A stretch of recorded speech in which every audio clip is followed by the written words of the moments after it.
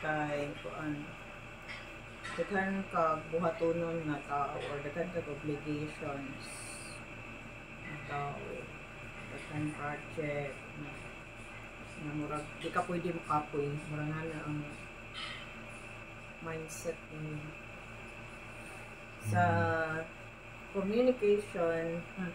Naa kay gipaabot na communication nga murag kitay major decision nga dili ka ka-decide kay wala pa na nga communication. So gipaabot pa na nimo para kung i-drop ba nina ko kani na naa siguro na wala kay how do you something to do with work mga siya or money. Connected na siya sa katong mong pinaka-central na imong giingon. Di mag-iisa. Exer na ko mga different aspects of your life din siya. Sa communication part na ay ka nang related to work or money or paano nga gipaabot nimo makatabang ni mag-decide kung mo-drop ba ka og one project or another. It's about prioritizing something. Kung mabuta na siya ng communication, makaklaro na kaon sa mo i-prioritize. Somehow. So, mura. Sa love din mo kay okay mong okay man imong love kay kuan sana kung tao pa niya siya kay tao nga mangunay. What do you mean mangunay? Kanang dili bitaw sitting pretty lang. Okay. Lihok bit siya. Doer siya din. Acts of service pwede ang love language. Most likely. Siguan natin kung yun na. Himuan ka na. Swerte. Tinawad. Kay kuan. Murag sa karon gapaabot pa ka sa imong kung baka kung naghimo na kag mga daghang commission gapaabot ng pagbayaran ka. Nga nga state karon puro ra ka gapaabot. Lagi tinuod sumuka. Waiting for good daw natin. Ha? Waiting for? Abot. Lagi daghang yung mga inana as in. Di man ko the type nga kuan. Kana mangulit. Murag ikugunon kay ko ba niya. Naka sa state nga gapaabot. Sa projects nimo kay slow ang communication sa project. Kung naman galing kay project, dugay mo respond ang tao nga mo i-clarify. Ay, yeah. Kung kaaway ni siya, ang makakos sa away ni mo kay dugay mo tubag. Yung mga maglagot ni mo kay dugay ka mo tubag or ikaw may maglagot kay dugay siya mo tubag. So either na siya. Slow communication ang possible na makakos sa away. Kaning sa tunga nimo, i-clarify na ko kay kuan. Bitaw no. Naamang goy sige. Bali mo gon. Tinuod to. What's abundant in your life mani kay moments of mura siya malas pero dili. Abundance. Dili pud abundance kanang murag kung lain tao ilang tanawon nga gimalas ka. It's a matter of perception. Pero ikaw mararagwa niya it's connected to work. Makes sense.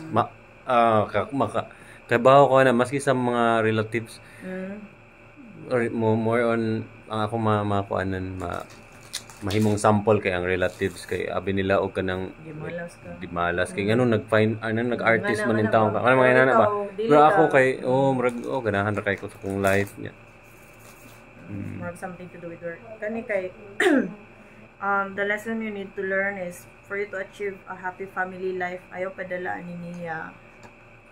What that is? Kani si Page of Swords kani siya nga tao ang klase nga tao nga magsigig saad niya dili mo tuman silang saad. Pwede po ni sila nga kanang dili kayo may mustorya nga tao or dili siya good o control sa iyang language. So, ma-affect yung family. Murag makaguba siya sa imong, dili makaguba, pero murag mag-away-away mo ba, tungod aning murag sulsulan ka, or may murag hilabtanon ba? So, ang i-learn mo to protect your family, kay there ka maminawan nini. Yung mo man yung family, so labot niya, murag na ba? Kani, sa imong ego kay ingaw feel na ko imuhang the light of your life is your child. Kay ang star murag na manifest na imuhang dream kumbaga, or imuhang pride kay imuhang anak. Murag imbis nga self nga achievements imong gitan-aw as source of ego, ang imong anak ang imong source of ego. Murag kung maunsa siya, mas ma-affect ka anak.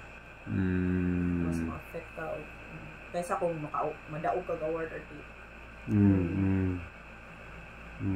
Kaya baby man na siya. Kalingaw ka yun. Kaya ko, mas dako ang ego ba? Oo. If ma-happy siya or di. Kani sa imong dreams kay napakay gusto i-manifest nga project or dream na wala pa nimo na buhat kay dili ka mo lihok. Dili ka ang magkulit ba or magdagan-dagan sa papeles or sa bana. Diba kay big project. Nga kani Nga unsa man na siya dili mahitabo or na-delay lang siya. Na-delay mong dream tungod mo. Muraga na. Kay napakaiwag isuwat or napakaiwag nga na ba? Kung ganun na yung dream. Pirmi kung process ka na. Pirmi kung malate anang mga inana agad, like last couple of months ago, mga regret. Kay sa imong paglihok na. Lagi. Kani, what keeps returning in your life are more ni pariha ni kanang moments of loss. What keeps returning in your life? Murag ang energy nga magbalik-balik sa whole life nimo kay kanang feeling of loss. Murag naka-anchor dira ang or murag mo labay lang nila siya nga feeling every now and then. Murag na. So mapildi ka murag either nakagi-wish nga di mo makuha. Pero feeling ra na siya nga magbalik-balik. Yes. Na kana siya nga feeling ug magpadaka kay maka-trigger siya og dissatisfaction sa imong happy unta nga life. So mara siya gi-warningan ka nga agpada. Gusto i-clarify ani. Like unsa man na siya or okay ko ka match ay wala ko naminaw ra ko sa akong kuan murag i-try na ko og naari si mga mura og wa kayo nako. Asa man?